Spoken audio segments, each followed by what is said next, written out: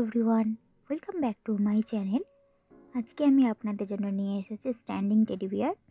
Yellow কালারের উপর আমি এটা বানিয়েছি। আপনারা আপনাদের ইচ্ছে মতো কালারে তৈরি করতে পারেন।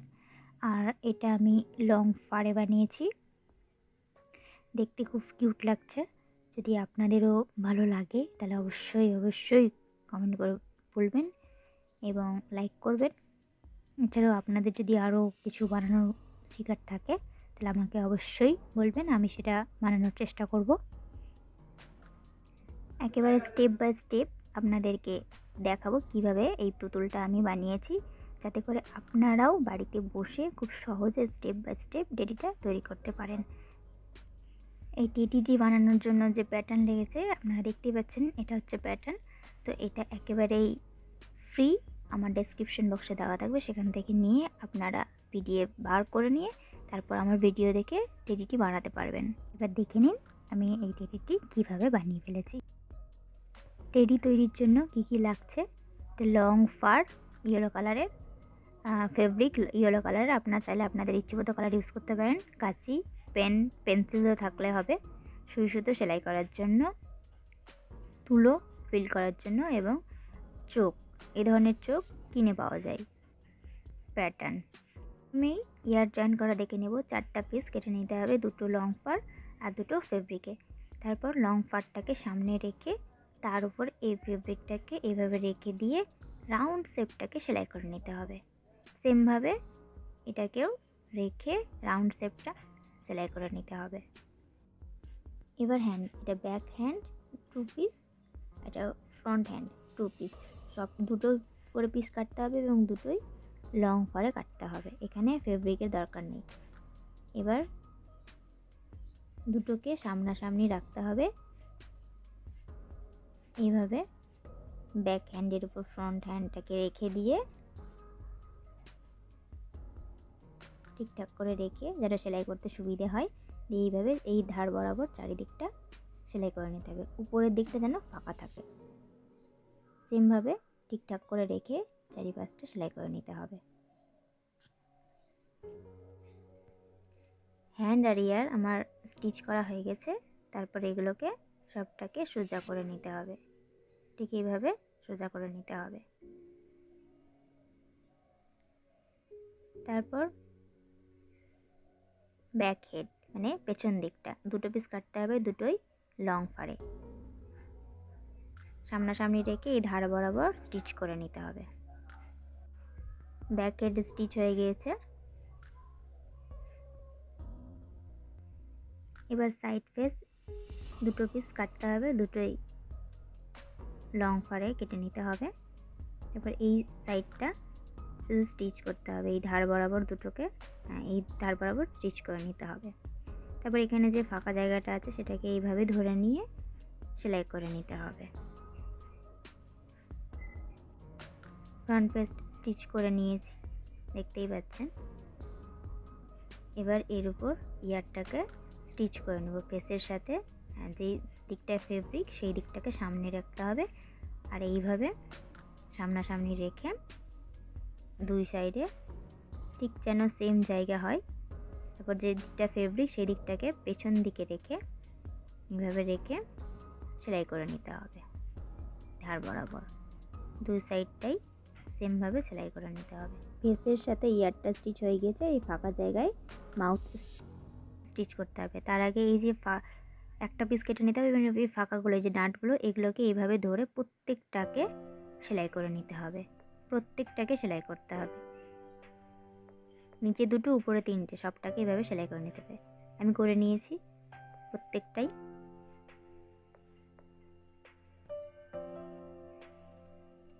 এইভাবে এটাকে উল্টো দিক করে নিতে হবে এবং নোজটাকেও পেছন দিক করে নিয়ে ধার বরাবর পুরোটা সেলাই করে নিতে হবে। এই কর্নার থেকে একেবারে এই কর্নার পর্যন্ত পুরোটা স্টিচ করে নিতে হবে। স্টিচ করা হয়ে গিয়েছে, নোজ অ্যাটাচ হয়ে গিয়েছে। তারপর এই দুটোকে একসাথে ধরে নিয়ে ফেব্রিকের সাথে ফেব্রিক আর ফারের সাথে ফারটা স্টিচ করতে হবে এবং এই সামনের অংশটা ফাঁকা রাখতে হবে। সামনের এই অল্প অংশটা ফাঁকা রেখে পুরোটা সেলাই করে নিতে হবে। দেখছেন আপনারা যে আমি পুরোটা সেলাই করেছি এবং সামনের এই অংশটাকে ফাঁকা রেখেছি, কারণ এখানে আমরা নোজ লাগাবো। তারপর এইভাবে এটাকে সামনে করে নিয়ে ব্যাকের যেটা আমরা আগে থেকে স্টিচ করে রেখেছিলাম ব্যাকেট, সেই ব্যাকেটের সাথে ফ্রন্ট পেজটাকে স্টিচ করে নিতে হবে। রাউন্ড শেপটা পুরোটা সেলাই করে নিতে হবে। এবার বডি স্টিচ করে নিতে হবে। এটা সাইড আপার বডি 2 পিস, এটা সাইড ব্যাক বডি 2 পিস, সবটাই দুটো করে কেটে নিতে হবে আর ফাড়ে কাটতে হবে। আমি দুটো করে কেটে নিয়েছি এবং সবটাই লং ফাড়ে কেটে নিয়েছি। এবার এই সোজা এটাকে এইভাবে ধরে সামনাসামনি রেখে পুরোটা সেলাই করে নিতে হবে।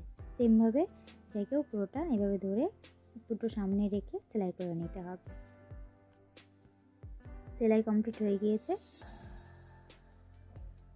দুটোই বডি স্টিচ করা হয়ে গিয়েছে, আবার সাইড বডি এবং ব্যাক বডি। তারপর এটা হচ্ছে সবথেকে বড় পার্ট, যেটা হচ্ছে ব্যাক বডি, একটাই পিস কাটতে হবে ফাড়ে। এই ব্যাক বডির সাথে এবার সাইড ব্যাক বডিটা স্টিচ করতে হবে, যেটা 2 পিস কেটে আমরা আগে থেকেই সেলাই করে রেখেছিলাম। আপনারা চাইলে এই সেলাইগুলো সেলাই মেশিনেও করতে পারেন। ব্যাক বডির উপরের রাউন্ড শেপটার সাথে সেন্টার করে নিয়ে পুরোটা স্টিচ করে নিতে হবে, পুরো সাইডটা স্টিচ করে নিতে হবে। ব্যাক বডি স্টিচ কমপ্লিট হয়ে গিয়েছে পুরোটা। এভাবে কার্ভ একটা আকার নিবে।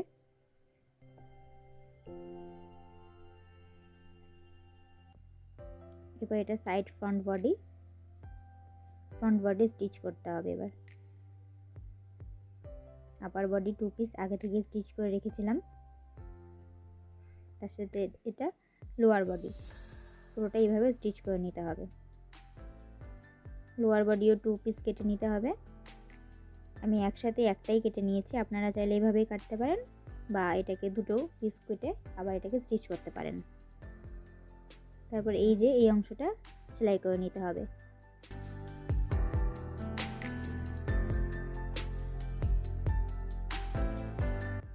পুরোটা এখান থেকে লাস্ট পর্যন্ত স্টিচ করে নিতে হবে।